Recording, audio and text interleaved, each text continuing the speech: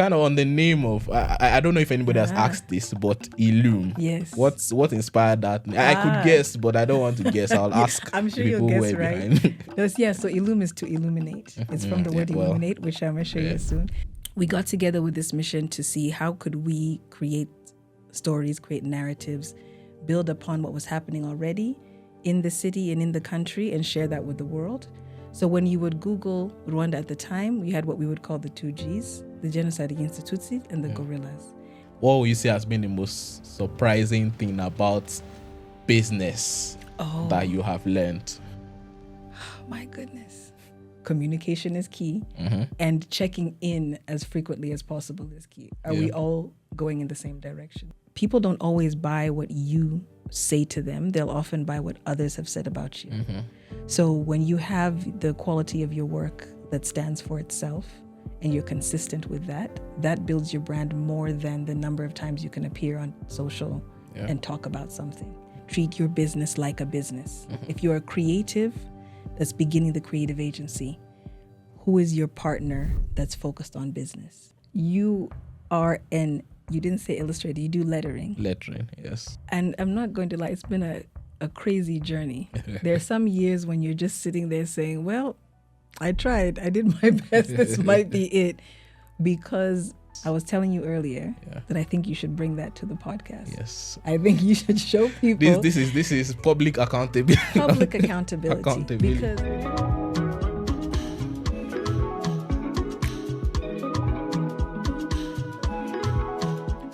welcome to another episode of the Lucreative Africa Podcast. I'm Dami, your host as usual.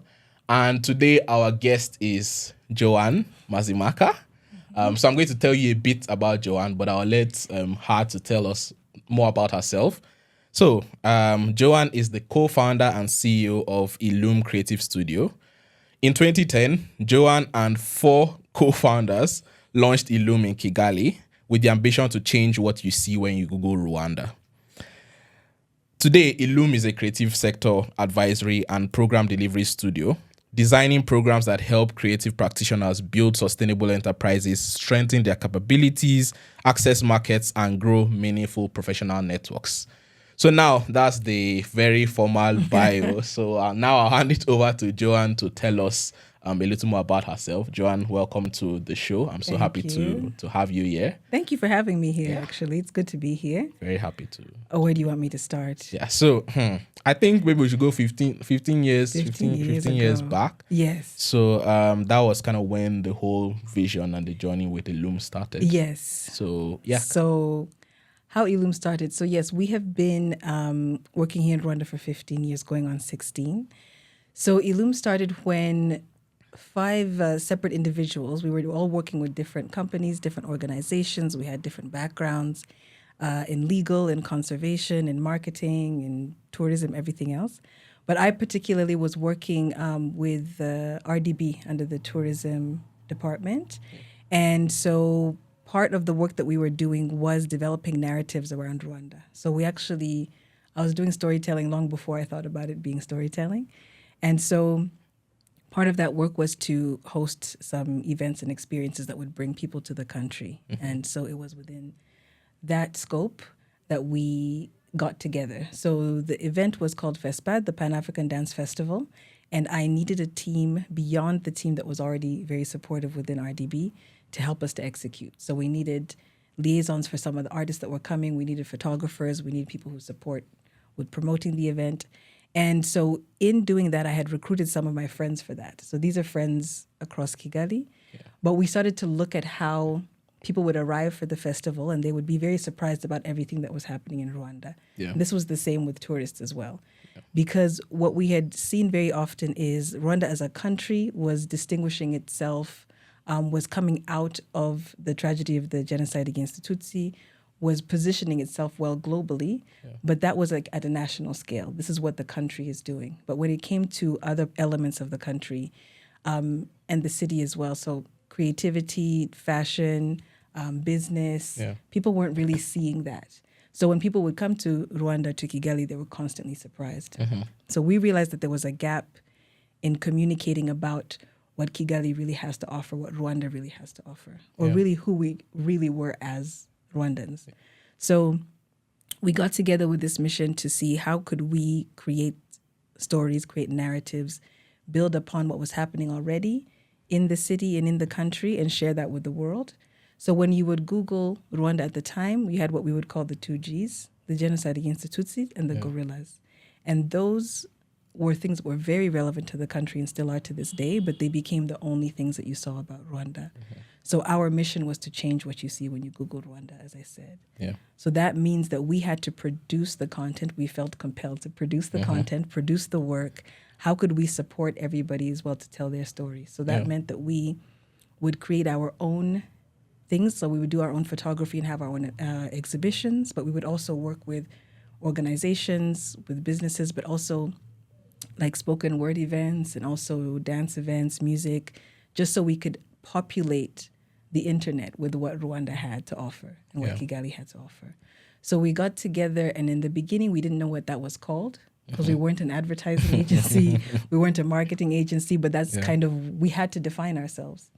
So when you go even to our RDB registration, it's got a whole bunch of things that we wanted to do within the creative space, but we needed a name for it. So at the time, communications agency wasn't really something that was very well known. It was more marketing and advertising. But as we said, we are a communications agency. We want to create tools and strategies to help you tell your own story. At some point, someone asked if we were an NGO because we want to help people tell a story. So is the helping part? The helping part was the challenge because we wanted to be part of the process. Yeah. But also trying to decide how to cost for that, how to charge for that, how to define ourselves as a communications agency was a challenge. Yeah. But that's how we had to be in a box to sell ourselves at the time, and that's the box that we chose. And that's, I think we did quite well with it. We amplified it. So that was the mission, is because we knew that there was so much taking place here and we just wanted to change the narrative, but we also wanted to support those who were in country to amplify whatever content they had as well. Yeah. They were doing some incredible work but didn't have the pictures to show. Yeah. We did documentary series to support people, just things that would, well, when I say support, I mean still getting paid for the work, but the idea was to show how we could amplify what Rwanda was bringing. Yeah. And so that's how we got started. And yes, there were 5 co-founders, which people find to be quite a lot. And so we were incredibly blessed that throughout the whole tenure of Illume so far, we've always been on the same page. I know. It's kind of, that's an interesting, like, I think when I first found out too that, like, there were 5, one of whom I've spoken with before, who was Philippe on the first season, and it's just surprising to hear. Like today, I think when I think of co-founders, I think of like 2 people. Absolutely. I mean, sometimes like obviously more, but like 5 and 5 over 15 years. Like it's still kind of like the same thing. Like that's something to, I think, beyond the fact that Illume has even lasted 15 years and remain sustainable. I think that co-founder fact is something to also like celebrate, like having all people to come together with the same idea and still remain in agreement. That's something like commendable, very commendable. Yeah, and I think we don't take that lightly. It's you have to choose your co-founders very carefully, but I think you also have to make room for when co-founders want to go in different directions. Yeah. Without making it feel like it's the end of everything. Yeah. So communication is key, and checking in as frequently as possible is key. Are we all going in the same direction? So we also would say things at the beginning that we knew we would take on certain clients that matched the values that we had. We weren't going to do, I think maybe Philippe may have spoke about this, but like any kind of poverty porn. We weren't going to do things that made the country just upsell it for the sake of foreigners to, look at it with a different lens. We're going to do the work that actually also engaged us and made us excited about it. So, but you do have to be on the same page. And so for the 5 of us, we have been throughout. Yeah. So right now it's really 2 of us who remain in the company day to day, but the other 3 are still consistently present. So that was definitely a blessing in that way, for sure. Yeah. Thank you. I mean, I'm still 15 years. That's like your Illume is a proper teenager. Like properly, it's a proper teenager. Yeah, so we had those growing pains of getting into teenagehood for sure. We are definitely going to discuss those pains, the puberty of Illume. Yeah. Sure. But yeah, thank you so much. I think it's very interesting story. Also, kind of I find the part of people who were in diaspora coming back home to kind of say we want to tell a better story of what like Rwanda is doing, and then obviously Africa at large. And I have definitely seen, like, from the work you are doing, I have seen the outcome of that. And I'm sure when we Google Rwanda, whoever is like watching or listening, if you Google Rwanda now, probably whatever you see is a part of what Illume has made, has contributed for sure to the scene. And I think that's just really good. You people were pioneers of you know, of this, like, retelling the story of Rwanda after, you know, the genocide. And I think it's really good work that has been done. Thank you.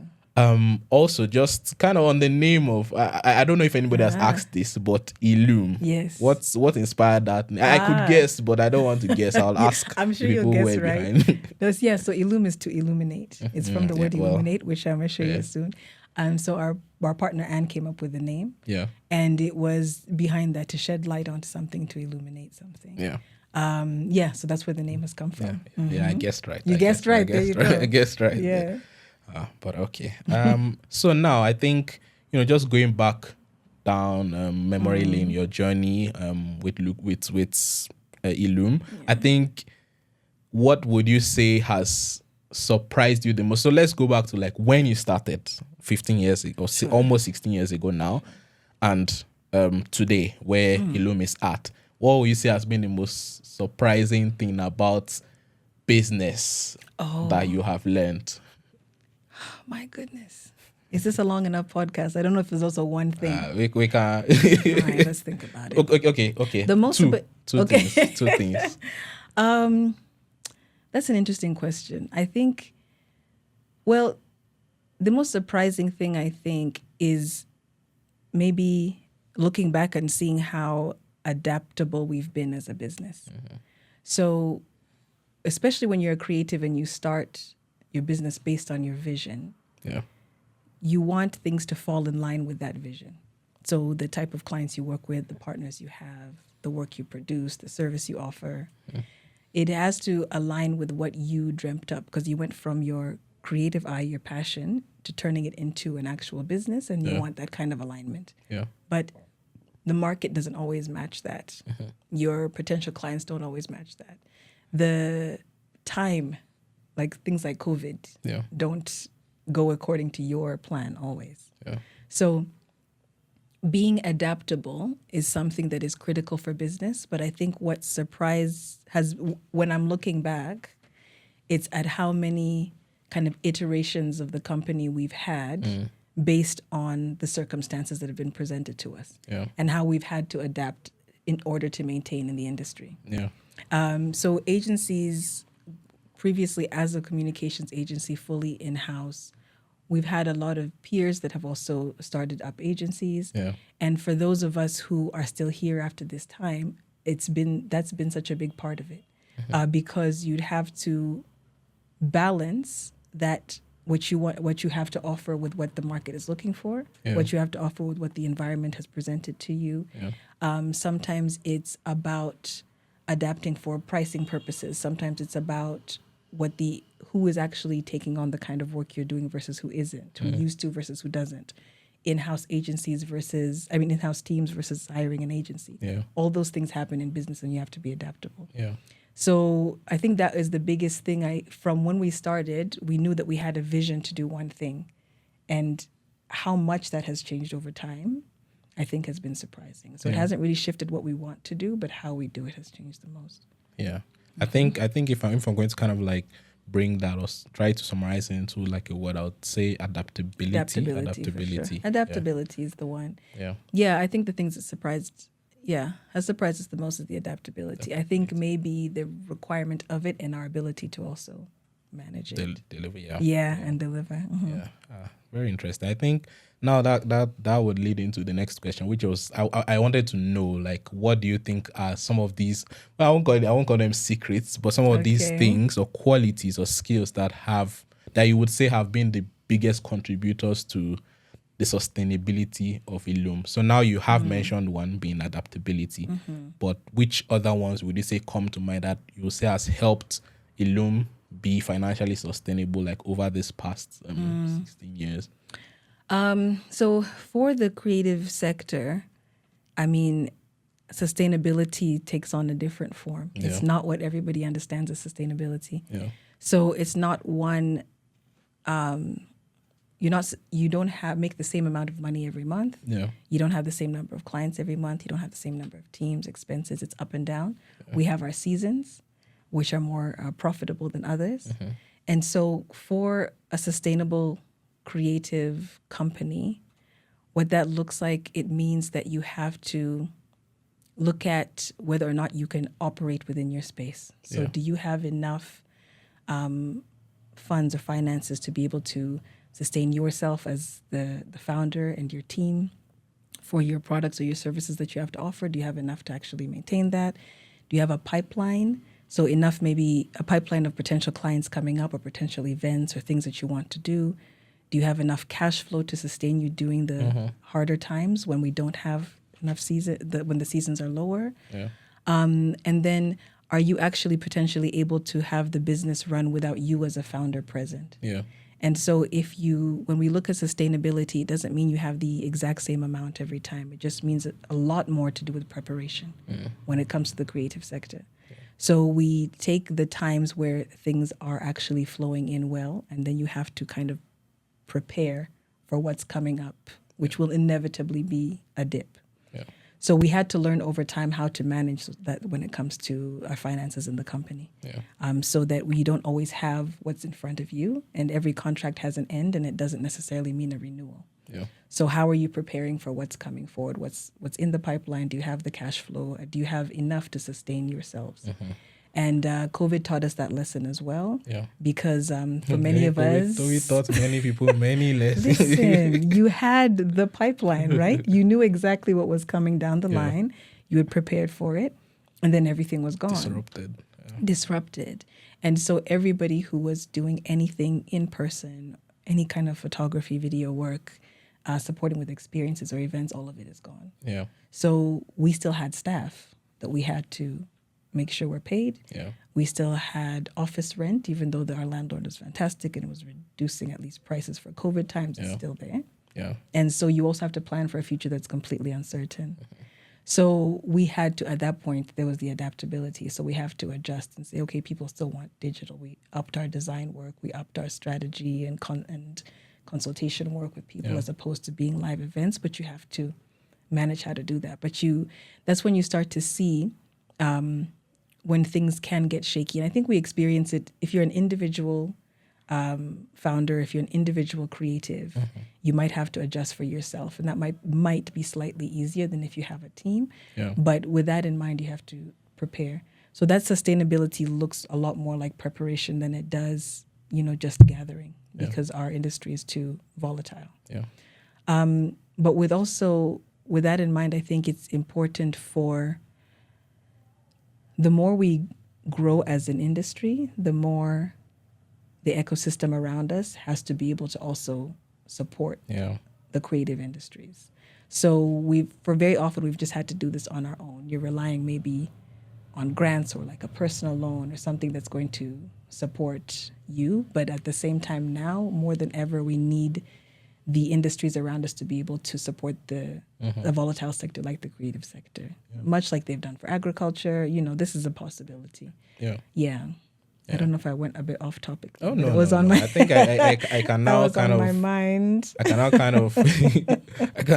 I can now kind of say three. So largely or broadly, you've talked about adaptability. So the ability to adapt to different kinds of situations. I mean, some that the whole world was experiencing at some point, like COVID, but then also other things, being able to adapt, and then kind of like financial management. So in the sense of, you talked about how, because things are not always stable, like every month or every, like you get different numbers of clients, different numbers of events, things like that. And so that means you have to know, how to properly manage your finances such that you are still able to sustain the whole team, even when, gigs, jobs are not the same number every month. So things like that. Yeah. And then lastly, or at least thirdly, there is also like the ecosystem around you and the environment. So it has to be more enabling for the kind of work that you are doing. So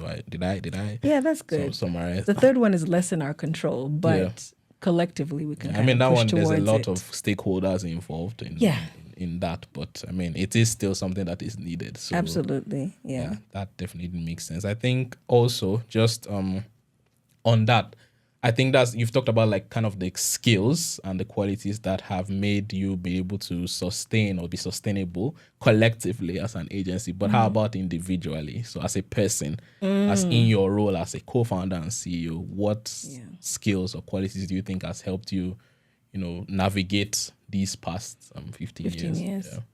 I think individually, but also even slightly collectively. The first point I think would be looking towards being aware of what's happening in your industry as much as possible. Yeah. So you're looking at trends that are happening. You're looking at what's happening in your environment. You're the one who's able to, what can you bring that's different, that's new, that's fresh, and also what's true to who you are as either like a collective or as an individual. Yeah. So I think for myself as a co-founder, I've had to learn a lot more about what leadership is when it applies not only to my team in-house, but also managing everybody that we've ever worked with. Yeah. So if it's either clients or partners or anything like that, it's about taking a step. When you are a founder, one of the hardest things to do is step back and let other people run your vision. Yeah. And I think that was the thing that I've learned most is to be able to trust the vision in somebody else's hands. Yeah. And so it becomes apparent when you see yourself as a co-founder kind of running and doing everything. Your hands are in everything because that's how you started. Yeah. But as you accumulate your network, as you accumulate your team, so even for us, it hasn't been just our in-house teams. We have had the privilege of working with incredibly talented people in the country who have their own agencies, who have their own skills and talents that they bring, who are project managers, who are anything behind the scene, even up to makeup artists, models, stylists, everybody are part of your vision. Yeah. And so when you let people lead, because they have their own skill set that can contribute to what you want to do for your initial vision, it becomes everybody's vision. And then it's a much better product. Yeah. So over the past few years, I've had to learn to take that step back. And that, I think, also goes in waves and seasons, depending on also as we adapt, we might be starting something new. And once again, I'm very hands-on. Yeah. But being able to take that step back, I think, is critical. Yeah. Yeah. So I think it kind of connects to like being comfortable with delegation in a sense, being able to delegate. And that's also something that personally I've heard a lot, and I've had to learn how to do.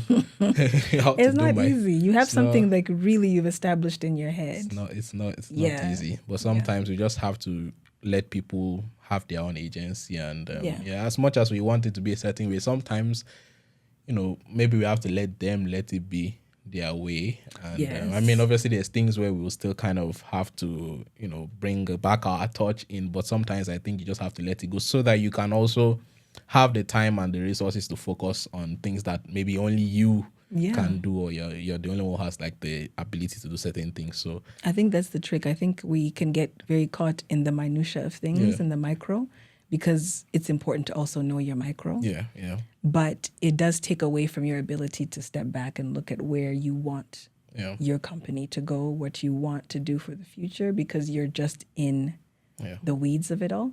And so that is the key part about delegation, and a key element of leadership is being able to do that. Yeah. How are you finding it? Oh, I'm having to. I mean, for instance, this conversation, this is an example of delegation. So I mean, just giving an example, my first season of the podcast, I did it myself. You did everything. I did it myself, but obviously not to this quality because I did it myself. But it's like I didn't have enough time to do the things that only I could do. I was spending time like trying to do the editing myself, trying to do the recording myself with subpar editing skills and all of that. And so now we're having this somewhere, and we have people who are editing this team. behind the scenes. So that has been for me one of the biggest examples. But also we're trying to build now, at least starting to kind of build a community around the work that we're doing in Lucrative, and now we've just gotten someone else to join the team. That's so initially fantastic. I wanted to do it, I like set up the group chat, I'm like, I don't have time, I can't do all this. If I do this, then I'm doing something else not to the best of like the quality it could be. And so it's like I've had to learn to from advice from other creative entrepreneurs who have been in the game for a long time. They've told me, damn it, just leave some things. If you can afford to get someone else to do it, just do it. And it's true. And it's actually ironic because you always think that if I do it, I'm going to do it exactly how it's supposed to be done. But the more you do, the less quality you're probably going to have. And even sometimes one thing too is that there's some of the things you want to delegate, people can do it better than you. Do it better. That's a fact. Better. So absolutely. It's so important to look around for our networks around us, because there are people who do this regularly, who do this very, very well. And they'll dedicate all their time into just that particular thing, which would show in the quality, like exactly. in the end. So actually, because a couple of years ago, we actually switched around the model of how we work. So we're no longer a comms agency, and we don't have an in-house full team. So now, as we mentioned, we do more of strategy work, creative strategy, advisory on the communication side, and then we do the programming work. But when we have work that we are doing, we bring on board our network of talented people, and quite a few of them are actually people who used to be part of the Illume team. Because for a lot of creatives as well, they would prefer to work a bit more freely. They would prefer to work independently on the projects that they have a passion for. And so we go on a project by project basis. And so we bring them on board for that because they do it really well. So why am I going to struggle and try to project manage this when somebody is absolutely excellent and has also the team that they can put together? Then it also gives more people more agency. It also gives them more money for their organization as well, and also adding to their portfolio of work.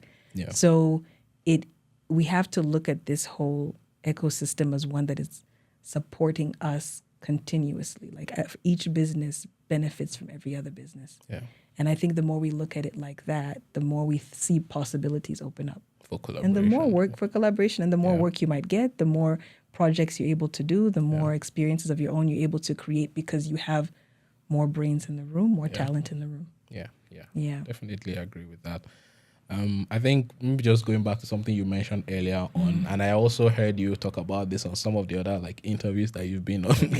I watched everything. Oh Lord, okay. I think there's you talked about how you mentioned that earlier too, that when you were starting, so because I think Illume you were pioneers in the kind of the work that you were doing in Rwanda. So I imagine that there was some education or some difficulty in getting people to understand the value, or getting the markets to understand the value of your work, given that it wasn't something that used to be there before, communication, storytelling. And how did you go about, like, let's say, convincing people or finding people who were interested in working with you enough that they would pay Illume for your services? Because that's something that I think for people who, even today, there's certain like niches of work that are maybe less known or lesser known in like African countries, and so it might be difficult to find the people who want your skill and who are willing to pay for that. So how did you go about educating or getting people to buy into what you were doing? Convincing was a good word. Convincing. Educating and convincing were two components that you've mentioned that are really key. So when we did start out, for example, we were now like students of the internet, and social media was coming up. So this was really just Twitter and Facebook mostly. But that's where people were starting to go for conversations to see what people were doing. So we noticed that outside of Rwanda, that a lot of companies and brands had been using social media to communicate to their audiences. In Rwanda, we hadn't been doing that. Also using a lot more visuals of higher quality to brand your product, or even actually the concept of branding was really for companies that had come to Rwanda from maybe other countries, if you're looking at MTN or things like that. So we would come to any company or organization. So first and foremost, we had to create our own things because people didn't really know what we meant. Yeah. So as we were coming together as a company, we were also developing our own products. So we would have some photography that was led by Gael and Philippe. They would do that we would put out online, and this came in different formats. So we would either do exhibitions or we would do digital content. But one thing that worked quite a bit too is using our networks that were beyond Rwanda. And in this case, I don't think you have to be someone who has lived outside Rwanda to have those networks, especially these days. Yeah. So one of our co-founders, Anna, has a really solid network, and someone had asked us if we would want to be part of an event that was happening. It was a forum, a youth forum that was happening in South Africa. So as much as we had said that we wanted to change what you see when you Google Rwanda, right? And then Google Africa actually became our first client. So they were the ones they needed some content produced here in Rwanda because there was a series of questions that were being asked of His Excellency. And so they wanted people like man on the street interviews to be filmed so that he could answer the questions. And so they were looking for people to be able to do that. And we had our networks open. We had also already started to put out short pieces of content for people to see. So they hired us to do that work. And so then that was amplified to another project that we did in South Africa. And so building on our portfolio of work that were things that we were doing outside of Rwanda or on our own was actually what would help people see that we could actually do this kind of work. So before, especially if you're in a niche space, before people are hiring you, and I think it's happening and works a lot more these days, you have your own platforms now to show the work that you do. We had to sometimes partner with people to show what we could do. We had to take jobs outside of Rwanda, or we would just create our own pieces of content. And I remember one time somebody had called us in for work. It was around branding and communications work, and we actually hadn't done that level of work before.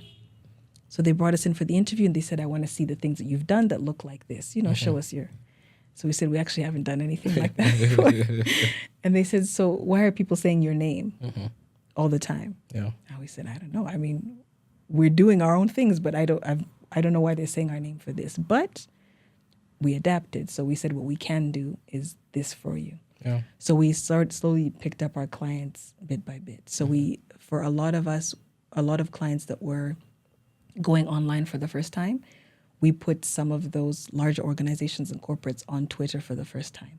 So they had to learn how to speak directly to their customers. The customers got so excited to speak directly to the companies themselves. Because once the president had got on Twitter, then everybody's like, yo, I can talk to him directly. So they rushed to Twitter. Yes, they rushed to Twitter. And so we started getting more of a social media presence, but we had to do a lot of training about what it means to be a company versus an individual. And so we would slowly build to it, but people would come and say, so you're marketing, so you're advertising. And we'd have to say, no, we're doing your communication. So we are the ones who are convincing people of why you do what you do and why you're the ones that they should trust. And show the process of the work and the thinking of why you do what you do, and then also communicate around your successes, your impact.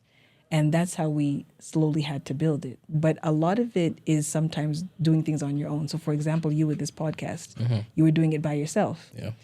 Then we all start seeing the podcast, and now you grow bit by bit. And so now we can see who you are, what you do, and you have that work behind you. Someone else hires you to come and do a podcast.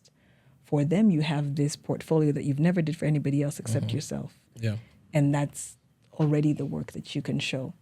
So it was convincing a lot of people of what it meant to do comms. And then why photography matters, why video matters, why visuals matter, why storytelling matters. Building a narrative around the work that you do isn't just we have this one thing and we've sold it. But we believe in this product and we created it like this and we did it with these people and we want you to try it. And so it becomes that whole narrative about beyond the one thing that you can buy or the one thing that you can see or the one place that you can go. What makes you different? What makes you unique? Why do you want to tell your own story? Because behind all of these products is somebody who thought about something. and somebody who created an idea. It's all the creatives behind everything that's actually happening around us, right? Yeah. So whoever conceptualized that has something that they want to say, and we wanted to be a part of that. So it was that kind of convincing. But when we brought out the work that so even when it comes down to our experiences, we want people to, from the beginning to end, to feel something different with it. When it comes to our programming work, from beginning to end, I want you to leave with having something, either a better understanding of your skill set, of your financials, of how to run your business. You leave with something. Yeah. You have to be able to, it's not just a convincing for the sake of it, but like connecting with those people, connecting with people and say, what do you want to actually share? And we will be there to do that with you. Yeah. Yeah. That makes a lot. I think it basically, as you already said, it's convincing and education, because I think maybe sometimes, and I have been guilty of this too, where it's like I feel like, I have this skill, and so people should want it. Absolutely. But it's not always like, sometimes they don't know about it, they don't know why they should want it, and so you have to tell them why this would be beneficial to you. And sometimes there's instances where, for instance, as you said, you're able to do some of this work outside of the country for other people, and so through those, you're able to kind of get some case studies to show that we've done this, we've done this for someone, even if it's not known here, we've done this for someone else, and this is the impact that it has had on Ghana. So if we try that here for you, you might also get similar impact. And also, I think sometimes it's like, again, it's your communication skills, how you can make them see that we can connect this thing we do to like your end goals, your business goals or something. And if we do it, it might actually have that result. And I think it's also an added plus sometimes if you can show them that no one else is doing this in the market. Or at least the way you do it. At least the way we do it. And so if we do that for you, you stand out like in that sense. And so that definitely makes sense. And I'm taking this to note too. Like, and you have to stay open. Yeah. So you have to stay really open to what the possibilities could be and how you could kind of make yourself malleable to fit in any kind of situation. Yeah. Because you will have different kinds of people who approach you for different types of work. And so you remain flexible, you remain open, and then the opportunities open themselves up to you. Yeah. Yeah. Yeah, definitely. And I think also just going back to, just the work you have been doing at Illume. I think you have said that you had an in-house team, but then also you have collaborated with also people who were, maybe some were once in the team and now they work independently. But then I believe also other independent freelancers, consultants who probably were not a part of the team. So this is something that I think maybe people who are like working independently here would want to know. So because they probably want to work with organizations or with agencies like yours, or they will come across opportunities like that at some point. What skills or what things do you think have stood out from the people that you have worked with that you would consider like successful collaboration? So what made you say, I want to work with this one? How did you even find them in the first place? And what made you say, I want to work with this one? And then possibly after you worked with them, say, I want to work with them again. Right. Well, we like to keep our eye out for talent. It's funny because we have been here for quite some time. There are quite a few people who say they've kind of grown up with us or watching us and wanting to do the same, which is a bit crazy, but it's brilliant. And so we've always been looking out for talent. So anybody who we have brought in-house, what we're looking for is kind of a sense of craftsmanship. So regardless of what you do you take pride in it? Do you consistently train yourself on it and upskill yourself on it? Is what you are doing, are you dedicated to what it is that you do? And then do you produce good quality work consistently? Consistency is something that's critical. And at all stages of the work that we're doing together. So if we are working with you, are you prepared to take on this project for real? Not because it's something that's presented to you, but do you actually have the team in place, the ideas, the time to do the work? The worst thing is when you say yes, yes, yes to everything because it's potential money, but you haven't planned out your calendar well. You can't actually do it. You're in Musanze when I need you in Kigali. Those things are very real. So are you prepared? So from the beginning, are you able to take it on? Then skill-wise, are you able to take it on? Are you able to complete this video from pre-production through to post-production? Have you actually put in place everything? Do you have an editor? Do you have a second camera? Is sound there? Like, are you able to actually put together the team that we need? Or are you as an individual, if I just need you as camera work, is your battery charged? Are you ready to do the work? Yeah. And all the way through to the end, do you deliver on time the deadlines that we have asked you for? Yeah. And those things are critical to whether or not we work with you again, and if we recommend you for other things. Yeah. And so the ones that the network of people aren't exclusively, it's not just the talent that they have, because talent is abundant. It's not enough. It's not necessarily the know-how. It's also, if you're collaborating on a project, you look at it from the business side. Have you prepared yourself for the entire experience? Do you also know how to invoice? Yeah.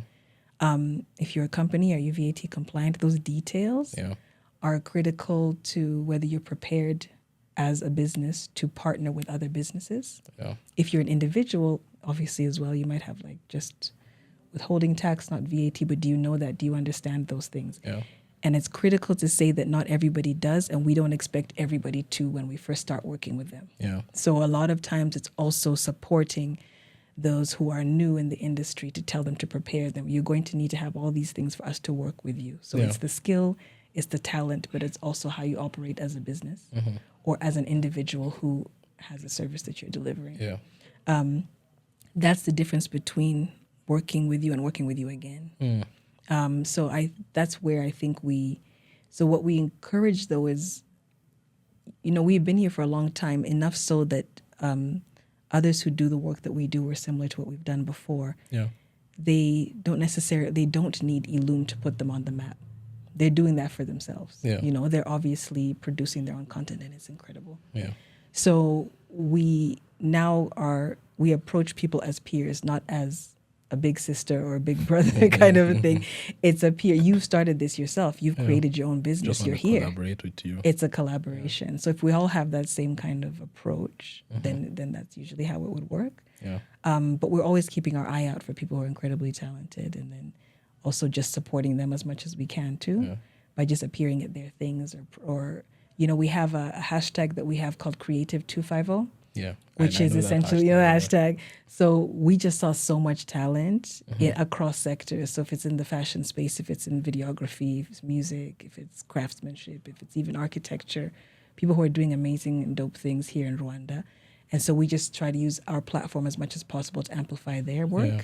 And so sometimes we do like a collection of things every now and then, but it's critical to, no matter where you are in this space, to look around and see the talent that's around you and support it and amplify it as much as you can too. Yeah. So that's usually how we tend to find people. And then for our networks that have been Illume, people have done some incredible things. Yeah. So we just follow them as much as possible, fangirl on them as well, and then work with them on projects. Yeah. But it's that the key in terms of whether we work with them, you again, is if you have come as a professional. Yeah.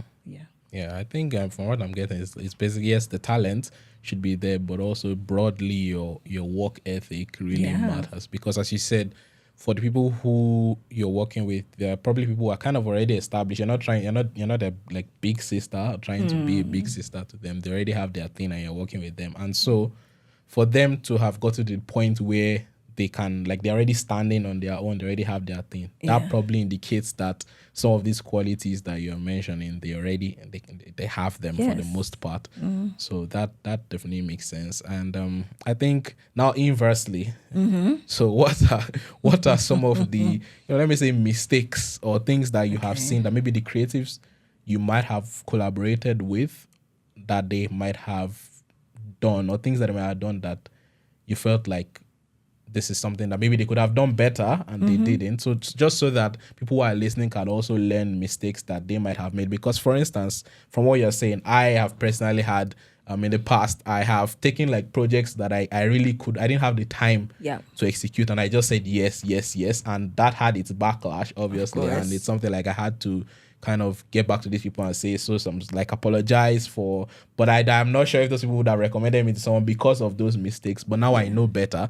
And like, that's something that I think people need to know the mistakes that they are making, rather than, I think there's this, if you're like in the design space, for instance, there's this thing of like the bad client. So, but it's sometimes not always the client. Sometimes it's you. It's not always the client. Sometimes it's you who might not have been timely with your responses or given a deadline you couldn't meet, those kinds of things. So What are some of the mistakes you've come across while working with creatives? With creatives, I mean, and it's terrible because as creatives, we have a very bad reputation. People will always say that we're not going to show up on time, we're not going to deliver. And it's hard when that actually happens. So we've kind of touched on it a bit. So taking on projects that you actually can't take on. Yeah. It's great for your business to make money. And as I mentioned, it's a volatile industry. So when you have an opportunity, you take it. But you have to think of the person on the other side and a long-term thing. So will they work with you again if you've actually taken on work that you simply cannot do? So that could be different reasons. It could be timing. It could be even the equipment. You don't actually have it. You were supposed to rent it from that guy, and now it's been rented out, and you don't have another source. You didn't plan for it ahead of time. Yeah. So you're unable to do the job that you say you're going to do. And that's a big failure because you leave people in the lurch and they're responsible for you. It's usually their name on the contract, not yours. Yeah. So you're subcontracted by the person who now is bound by their own contract. So for some, I think when they feel like, oh, I can't do it, let me just disappear because they're not really bound by anything. That leaves somebody else holding the ball. So, but what that does is means people don't want to work with you again, and they might tell other people not to work with you. So the big thing is to be prepared to actually do it. Another huge thing is deadlines. But at the core of those two things is communication. Yeah. Because you didn't tell me you weren't going to be around. You told me this deadline when you actually meant a week or two from now. Or if you're running behind on the deadline and you just say nothing. So now your phone is off. Now emails are not going through. And people would almost rather hide than come and just confess I can't do it or ask for more time. But it actually does more damage when you hide than so much more damage. But in the short term, you're feeling okay. And I think the problem is that people aren't thinking about the long term. So you think about in the short term, let me just fix this on my own. I won't communicate. I'll just try to fix this by myself. And that creates so much chaos that it gives you, even if you've been there trying your best, but you haven't communicated to the people you're working with, they just see you as unreliable and as dishonest. And then that's the end of your future work with them. But we do have this thing sometimes where we say we'd rather ask for forgiveness than permission, meaning let me just do what I need to do. And later on, I'll just say, I'm sorry. Maybe that applies in some other aspects of life. It applies in a lot of aspects of life. Don't be that person. Not in this one. Don't be that person, because really, like, once that trust is gone, it's gone. And so a big challenge that's there is that oftentimes some creatives would rather, because of the promise of that work, would rather be dishonest than actually be able to, than actually take on the responsibility of doing it or being honest about it. So that's one thing, is that lack of communication. I think errors that people make. So when I went back to the business side of it, is if we're talking about people that you work with, it's being professional and it's professionalizing yourself. So people will still show up as an individual when the contract is almost treating you like a business.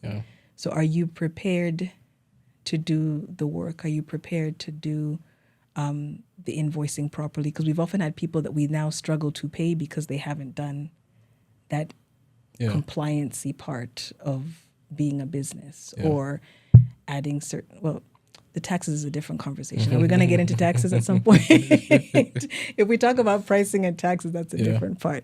But essentially, being able to treat yourself like a business when you're doing these jobs. You're not one person that I'm chasing for work. You have become a business that I'm hiring. So I think those two, reliability is the key part of it. Communication, or lack of communication, lack of reliability are the main things. So it's important to not think of work as that day's work alone.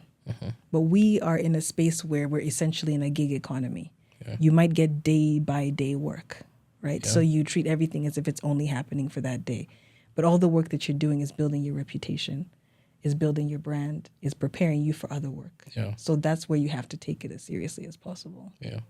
Did that answer the question? It did. Okay. It definitely, All right. it definitely did. And I mean, I am also learning from this too as Yeah. well. So it's like this podcast. I feel like sometimes it's like I'm educating people, but I'm also going to school. Yeah. So It's actually, really, it's critical. It's a way to learn myself. Mm-hmm. But yeah, I think just also, I mean, now we should go into that pricing conversation, because I think it's something that, I mean, it's something we all, at least most creatives struggle, especially when you're just starting out, which is how do you come up with a price for what you are selling, whatever skill, whatever craft that is. And I think as an agency or as Illume, I think you have done a broad variety of different kinds of things over the past 15 years. Yes. So what goes into how you call a price for a certain service that you offer? How do you determine that the value that you're offering, and how do you put a number to it in terms of like a price? So when it comes to whatever service you're offering or skill you have, you can look at kind of the global rate of how much would I usually charge if I am a photographer with this many years experience in a portfolio like this. What should I actually charge per project, right? Yeah. So there are global rates that are there, but you can also ask around people who you know, maybe what do you charge? Yeah. People might be more open, some than others, Yeah. but what do you generally charge for this? The mistake people make is that's the price that they charge. Yeah. But behind that work are a lot more costs that you haven't factored in. Yeah. So when we look at what your cost of goods are, right? So how much does it actually take you to do that project? So if we're looking at this podcast and you have your team, let's say they're a separate team from yours. Yeah. And they're going to charge you for the work that they're doing. Yeah. So they might charge you for their time, and that's it. But they don't include the transport costs that it took for them to get here. They don't include maybe renting the equipment costs, adding extra team members to support. If you ask them to come up country with you, that transportation, that accommodation, and then any other miscellaneous things that might occur. So like a certain percentage, 10% of the full costs, what might that be? But when we're looking at how to charge, you have to think of everything that it takes for you to do that work. And if everything has a cost attached to it, you include that cost in your final cost. Yeah. This is also where taxes come in. Sometimes we forget to include the tax. Taxes, yeah. And you have to, if it's withholding tax or it's VAT, you have to include the tax on that amount. So what you thought was your charge, was your rate, is actually maybe 2 times more or less than 2 times more. Yeah. But you have to factor that in. Otherwise, you're actually paying them to do the work because you're coming out of your pocket. Yeah. So you've taken whatever you charge for yourself, but you haven't factored in all the other money that you're spending. Yeah. So when it comes to how to price, look at the general market costs, not just globally, but also around in your area, but make sure it's the value of the work that you're producing. Yeah. Because it's 2 sides. There is one side where people want to overcharge because they know that that's a rate that they're charging in Lagos or in Joburg. But our market's not necessarily the same. And also you might not have as much experience as the person who you are basing your rates on. Yeah. We need to get in the habit of charging the value of our work plus all the other costs, because that also shapes the industry costs. Because if people find others who are way cheaper than you because you've inflated your rates, it's hard for you to get work. If you're undervaluing yourself, it's also going to be impossible for you to grow. So we have to create that balance. And we also have to educate the general ecosystem about the value of creatives. Because also people struggle, especially in like the influencer market, for example. Yeah. People struggle to get their rates because someone thinks, oh, you're just somebody like on TikTok. But that person is selling your product. Yeah. That person is selling your hotel. Yeah. So it's a 2-way street in terms of understanding value. But when you are pricing, you must remember to cover all the costs. Otherwise, you're coming out of pocket every time. Yeah. Definitely, I agree with. So you've talked about, yes, educating people about the value, educating your market about the value of your work, but then also in the pricing itself, the things you have to factor in, like all of your overhead costs. Yes. You have to bring all that in, and then there's your taxes, and then I think thirdly would be you need to also be honest about your own experience level, and then bring that into the picture, and then if you have no idea at all about like what the market like pricing is, you also have to do some research to understand what are other people charging for it, and bring all of those things. So it does take like a number of things before you can then determine what the actual price is. And be aspirational with your pricing. You know, you're bringing a quality of work that you want people to believe in, but don't be delusional about it. Don't be delulu about the pricing. Yeah. Definitely makes sense.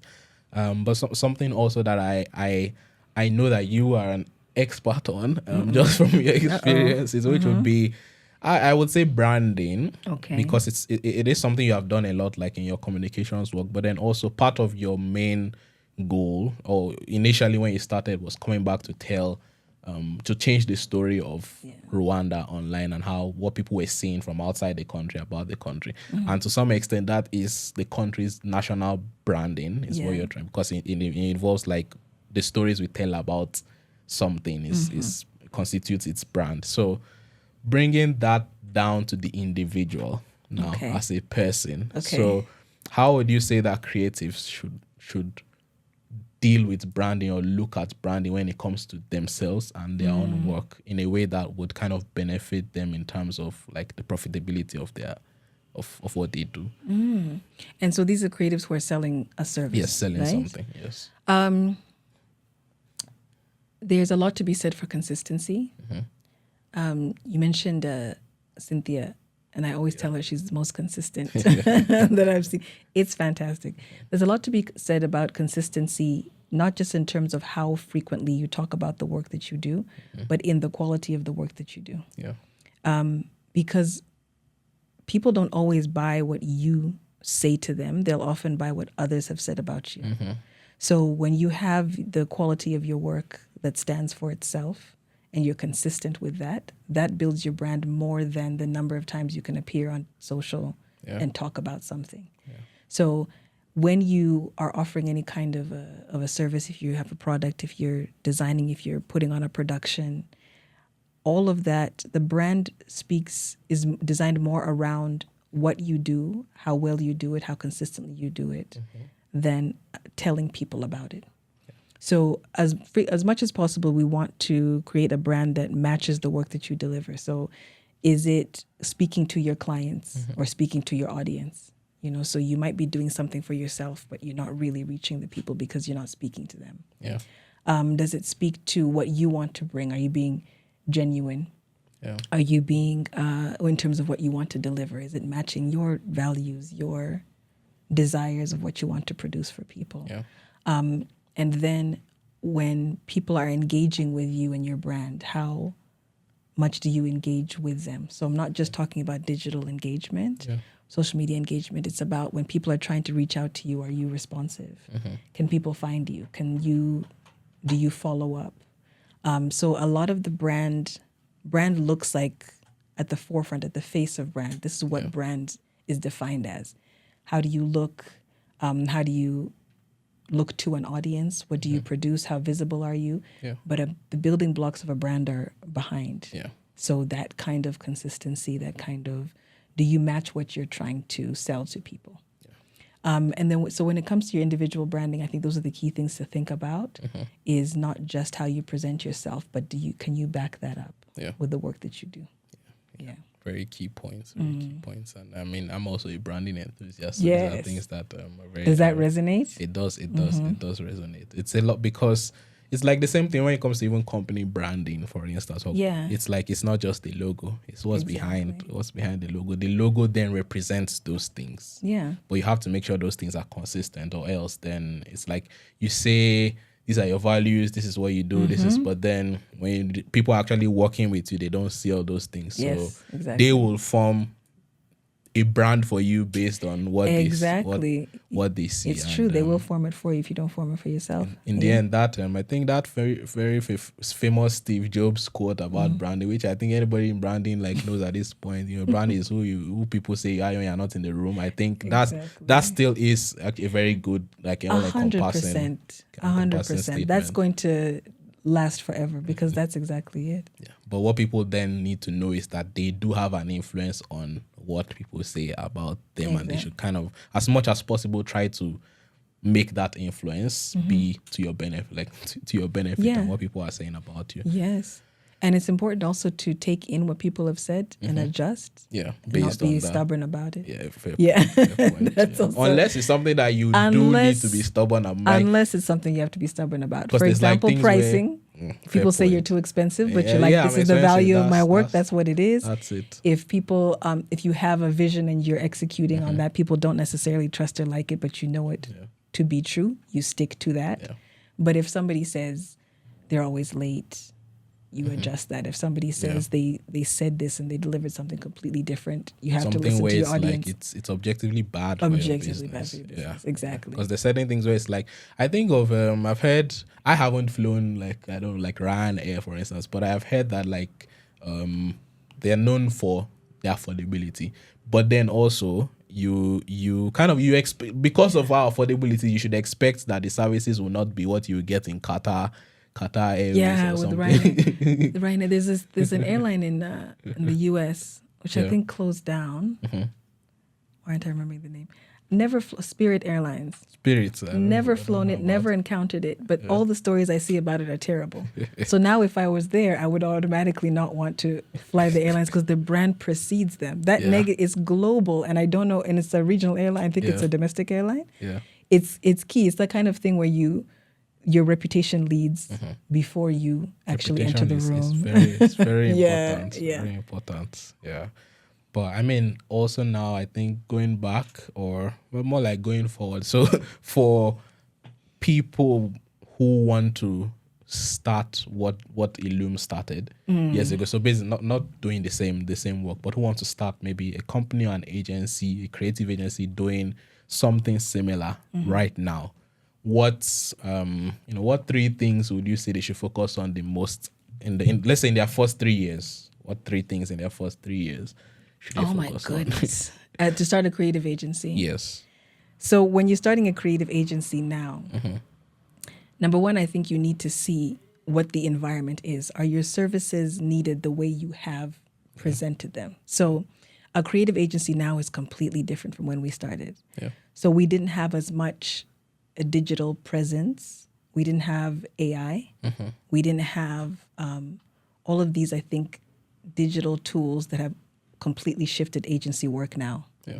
So we had a lot of hands-on work that's been made a lot easier now by AI tools and by other tools.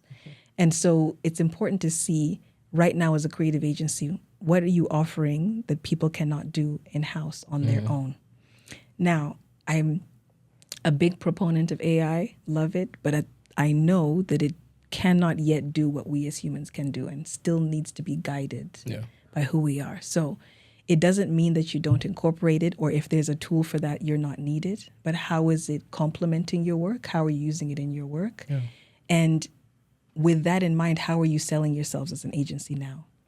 Because you'll find a lot of clients are thinking, I could just have some people in-house. I'll have one comms person. They'll do all my photography and video work. I'll get an AI tool to do design work. I'll get to do this, right? So when you're facing that kind of a market, how are you distinguishing yourselves? Yeah. How are you pitching yourselves as an agency? What are you bringing as an agency? And I really believe that creative agencies are still needed. Maybe not in the same way that they were before, but that means you have to kind of, in a way, future-proof what your plan is as an agency. What do the next few years look like if you're starting right now? Yeah. What do the next few years for creative agencies look like, and how are you going to fit into that space? Yeah. So there's a lot more research, things moving a lot faster in a way that wasn't there before when we started. And so I think now there is that need to see, where do I fit into this market as it exists now? Yeah. Because about 1 or 2 years ago, there were articles coming out saying agencies are dead. Nobody needs them anymore. It's gone. It's not AI agents. AI agencies. And then only a few months later, 8 months later, it's like AI is not doing what humans can do. Agencies are back. So it's a roller coaster. Yeah. So you need to figure out in this environment, where do we fit in and what can we bring? Yeah. The second thing is to treat your business like a business. If you're a creative that's beginning the creative agency, who is your partner that's focused on business? So recently we've been having conversations in the creative space. I wish I could remember who said this. If you remember that it's you, please comment it. Someone indicated that much like with tech companies always start with a creative founder and a business founder. Yeah. And many people who want to invest in tech won't really invest in companies unless they have those two. And so for the creative industries, it's a struggle because most of us as creatives have not had a look at the business side. Many people are scared of the numbers or what it takes to do a business. And so you might need to have that partner in business with you. Yeah. Or look for the resources that are there. So for us, for example, we found a really great accounting and financing firm. We've been sharing it with our creative friends because they understand the industry a bit. Yeah. There's some legal firms that are out there now that are focusing on the industry. So the business side doesn't match the creative side. So looking at how to make this a business, not just another project, is very critical. That's number 2. You said 3. And the third thing I think is it's as much as people want you to fit into a box, our world is only made better by people who are able to create things that we've never even dreamed of. Yeah. So be that kind of agency. Build on what you have seen as your vision. Make yourself unique. Stand out among the others. And it can lead you to places that you've actually never thought of before. Be flexible, be adaptable. And yeah, I think that's what I would say. Because we don't know what the future brings. Definitely. Thank you so much. I think now just, talking about beyond the work that you do as Illume, I think like beyond the actual, let's say, client work that you might be doing, you also have run and you are running some programs that are focused on actually doing some of these things that we're talking about, helping creatives to, put their work out there to be more to build sustainable businesses and things. So I wanted you to talk. I know some of these programs, but some of the people watching don't know them. So I wanted you to talk to us about just some of the work that you are doing in terms of programs to help creatives in the country and beyond to kind of show their work to the world and run or start sustainable businesses. So, and then you can just talk about maybe the impact you have been made so far as well. With that. No, thank you for that, because this is a big passion part of what we do. Yeah. So because we have been in this industry for quite some time, we're kind of traversing from being part of the industry to helping to support the industry itself. Yeah. So in our work and in our experience with creatives, we just found that a lot of things that are missing for people in the creative space kind of boils down to a few things. So people need the hands-on skills development. Yeah. The majority of us are self-taught, but that's changing in this new landscape. So we have people who are going to school for fashion and getting degrees and graduating, for graphic design, for videography.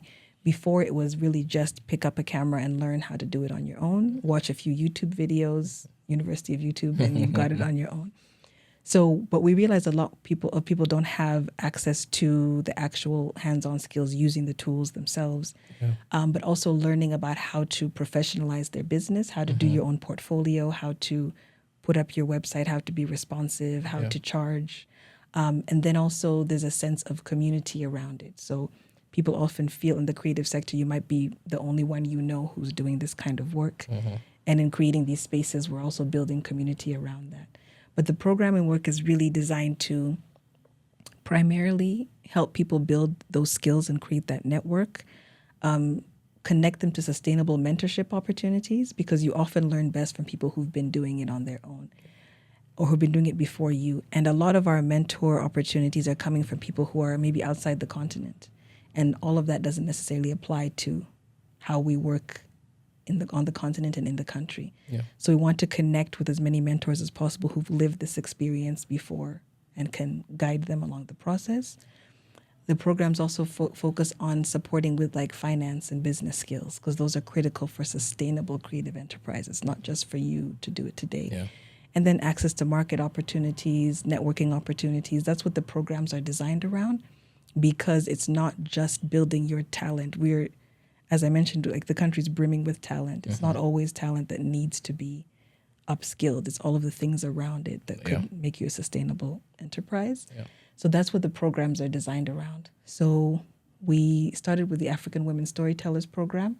And so that was designed for women, and it wasn't just for youth. It was for women across the board who are writers, who are designers, videographers, filmmakers, photographers, and people in the communications sector. And so that storyteller program was designed to upskill them. So we had the modules for each of them. And then we had mentorship opportunities and then chances for them to actually go and get work opportunities. So it's not connecting them to jobs necessarily, but building them with networks.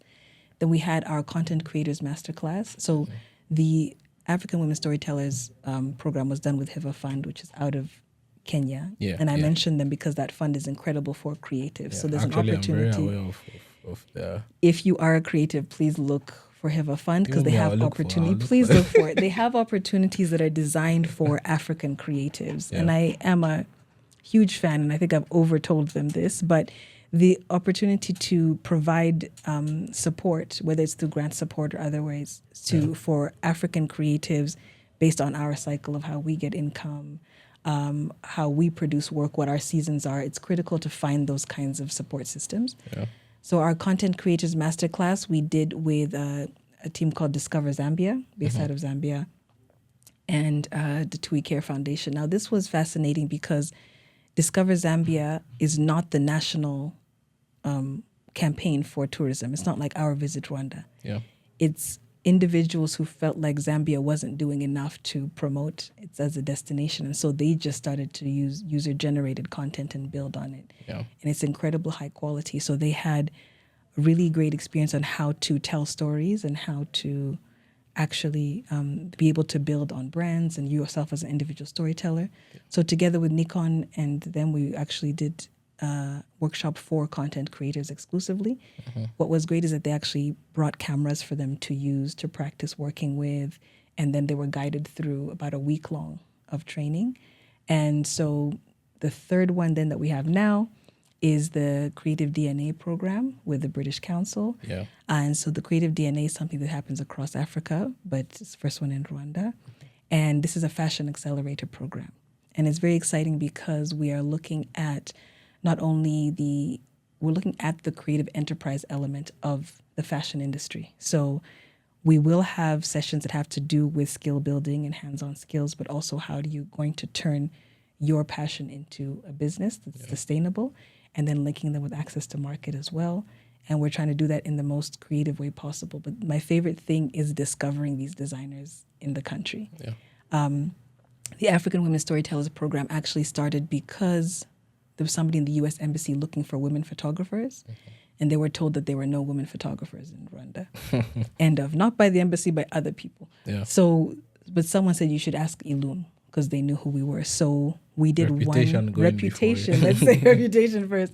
So they said we should ask Illume, and so we said no, they're there. They're literally sitting in front of us because we had women photographers on our team, and so we did our first small masterclass with them in terms of bringing together some young photographers, people who wanted more experience, all the way down to students.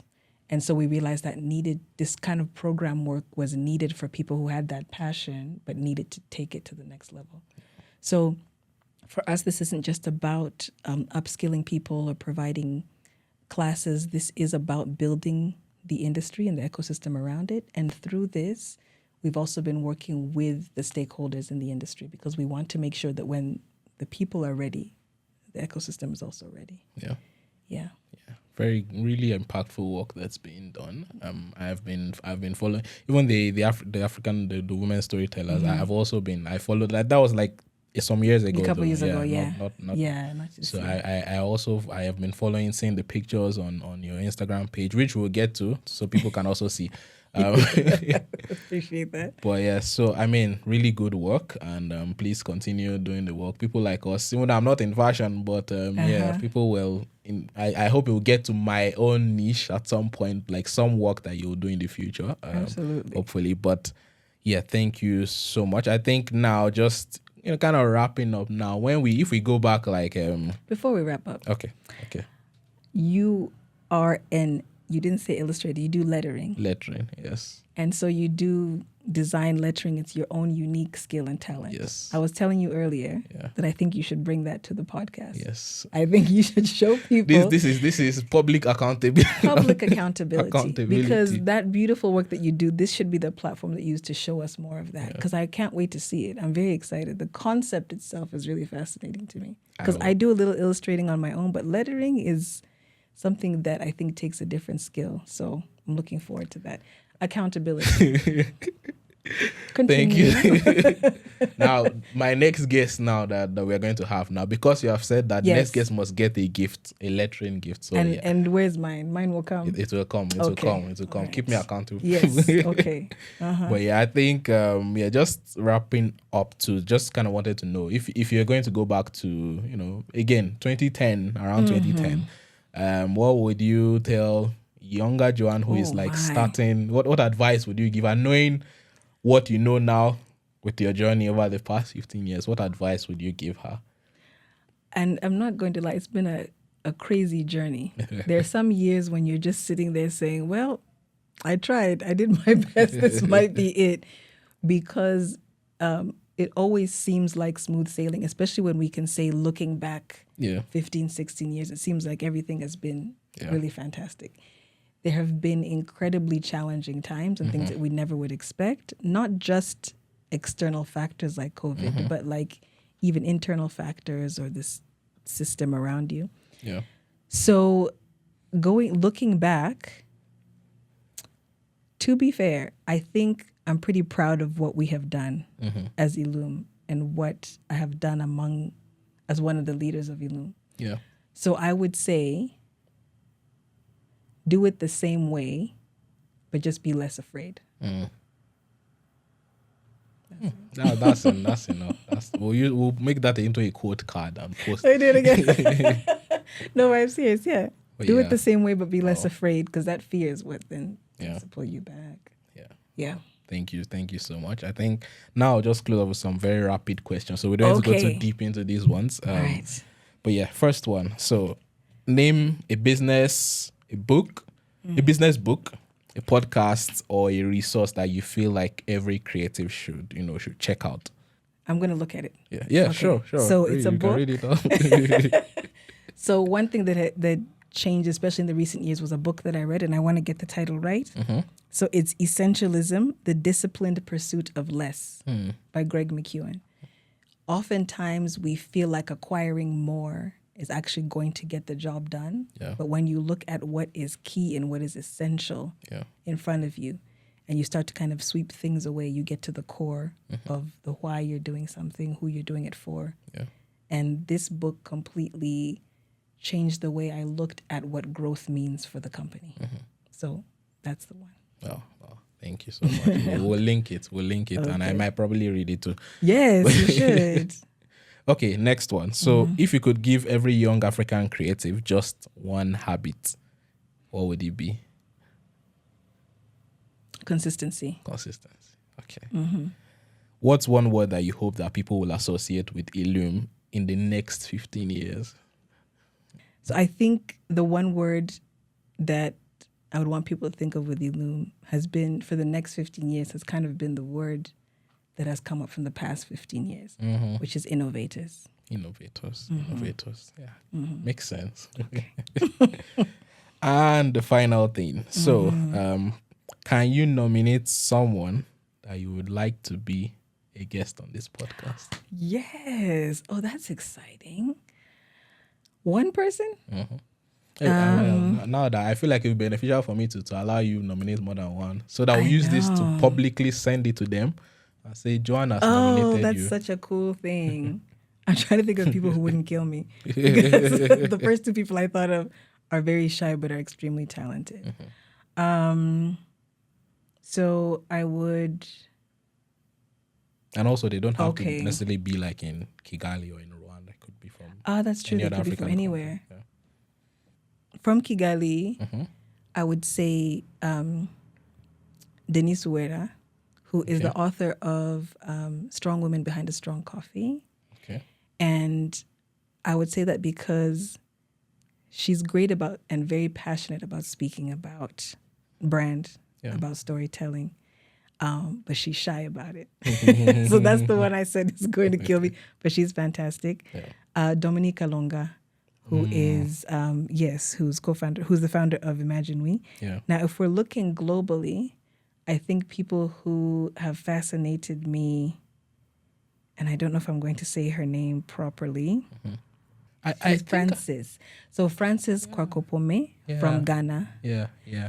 So she's doing amazing things with her agency Jam Jar, but also with now looking at how to prepare investors for coming into the African market, whether they're investing in the creative industry or anywhere else. Yeah. And she's a force. Yeah. And so I think she would be fantastic.